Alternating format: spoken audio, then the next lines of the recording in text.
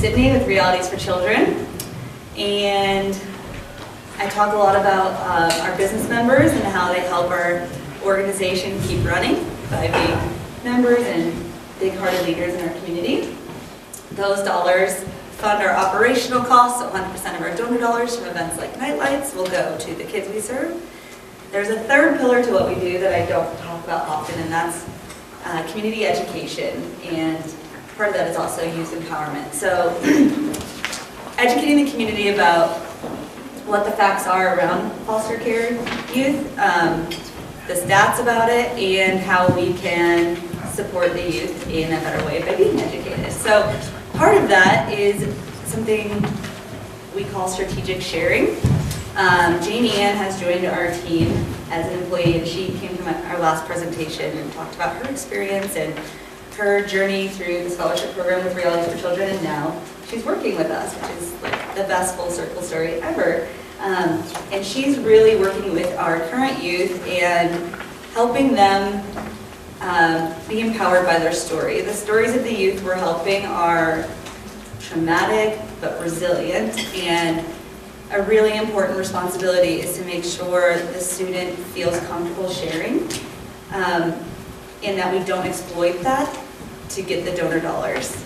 And part of that is also being an informed audience. So when I present, I really like to bring a student because I think they can tell their experience or share with who they are now, and it's a little more exciting and brings you to the heart of what we do. But today I wanted to educate so that the next time I present and bring in a student, we can just really embrace them and their story. And also share a story of someone I've gotten really close with, Brianna, who went to base camp with me, and with Eric and the rest of our group. So she actually did a Facebook Live for us yesterday. So I was going to play a little bit about that, but I first wanted to give a little background into strategic sharing and how it can affect the youth. So it's about being clear about their story and what they feel comfortable sharing. It can trigger painful emotions without them realizing, and sometimes after the fact. So I've learned a lot about this in my role as taking over Realities for Children, and also through Janie Ann's work with the state in empowering the youth voice. And which was really made me think about how we're telling the story of our youth. It's been shared to me that sometimes they'll share, and then years later we'll not even realize what they shared was maybe too private, and it triggered some painful emotions for them. So it's a story our youth have earned. It's an asset to their life. It has made them who they are, but it is not their identity. Being labeled a foster care youth comes with stigmas and judgments, and it's just really important for us to learn more about that so we can be a receptive audience. So some questions that foster care youth are often asked, and I've heard this at situations we've had youth at, and they all come with good intention, but it's really triggering. So some questions they've been asked are, what was abuse like? What was it like being in your home growing up? How long were you in foster care? It seems like an innocent question, and questions I've even asked, so I'm taking ownership in this as well. Aren't foster parents in it for the money? I think is a common stigma that's out there. What did you do to get in foster care? Just the wording of that. I think the question is, what was your situation? But and yeah, so just more asking about the student rather than their history, and then they know what they feel comfortable sharing, and that's part of what we're doing at Realities, is helping empower them to share that. So I thought having Brianna speak a little bit about this on the interview she did, a little background on this. A business in town, they're not a business member, which is great, but they wanted to do some fundraising for us over the holidays, so they're creating gift baskets for all of our scholarship youth and youth that live at our Polaris house. And so each week they're highlighting a student, or a couple times a week. Diana's helping us with it as our social media specialist. And we're highlighting the students and their interests and what they're doing in school or where they're working. And she agreed to do a live interview with this business yesterday. and hopefully the sound works and everything, and you can just hear a little bit from Brianna. We're highlighting youth that have received scholarships from us, and maybe I should give a little background of Brianna before you watch it. So Brianna got a scholarship from us, a full ride to the University of Colorado. Her story happened and went on a path of sabotage. It's a really cool story, and this, I really like to tell it because it is an example of the ways we serve youth in filling in the gaps of how they might fall through the system.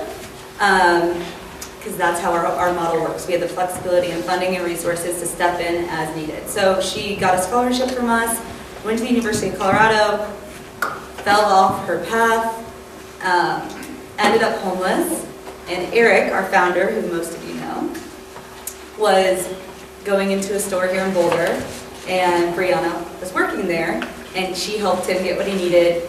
And then when she was helping him out to the car, they both were like, "You look familiar." They didn't recognize each other at first, and figured out that she had gotten a scholarship from Realities, and so reconnected, and he was like, "Well, what are you doing now? What's happening in your life?" And she shared she was living in a laundry room of a friend's house because she had been homeless, and he said, "Well, we have this transitional home home in Boulder for youth in transition, and all you have to be is full-time employed or full-time student." And she didn't know about that and moved in, and it's been the best place for her to get back on her feet, save money, and just figure out who she is. And she's a very grounded, we're really close friends after going to base camp together, and she's a very grounded spiritual person. So when she learned about the trip to base camp, it was her biggest fear, but she wanted to do it, and Realities found a way to help fund her trip to get her there. And so we both got back from this amazing experience, and she's amazingly well-spoken. So that's a little background about who she is and how we were able to, and she's ready to finish her degree and go back to school, which is really exciting for us to hear. So how are your feeling when you found out you were receiving a scholarship from Realities for Children? Well, I would say I was very grateful, but it gave me a sense of self-worth, because there's a lot of stigma around foster care youth, and it's really hard sometimes to separate yourself from that. And growing up, I wouldn't volunteer the information of being in foster care because of the preconceived ideas of how foster kids behave, and people think that they're very troubled youth. And some are, but most of the time we're very resilient and very strong and independent. But yeah, sometimes you kind of adopt those ideas that other people put onto you. So receiving the scholarship really helped me feel worthy that I'm good enough to receive an education and support from the community. And it also, it changed my view of the world a little bit. I was very cynical and pessimistic, and I didn't like people very much. I had a lot of resentments, but after receiving so much support from the community, it definitely changed my perception on people, and people really do want to help and be supportive, and I think that's a really beautiful thing. Yeah, thank you for sharing with us.